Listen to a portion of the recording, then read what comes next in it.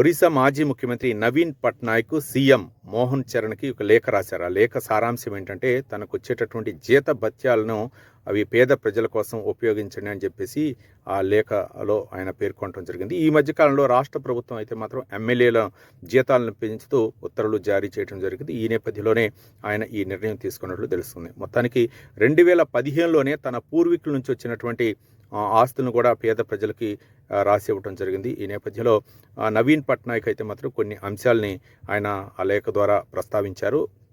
నాకు 25 సంవత్సరాల నుంచి పేద ప్రజలు నాకు ఇచ్చినటువంటి ఆదరాభిమానాలు అవ్వచ్చు, లేకపోతే వాళ్ళు నాపై చూపించినటువంటి ప్రేమ అవ్వచ్చు, వాళ్ళకి అంటే నేను రుణపడి ఉంటాను, వాళ్ళపై నా అభిమానం కొనసాగుతూనే ఉంటుంది, నాపై వాళ్ళు చూస్తున్నటువంటి ఆదరణ అవ్వచ్చు, ఇవన్నీ కూడా వాళ్ళ యొక్క సంక్షేమానికి, ముఖ్యంగా పేద ప్రజల అభివృద్ధికి నేను తోడ్పడతానంటూ ఆ లేఖలో పేర్కొనడం జరిగింది.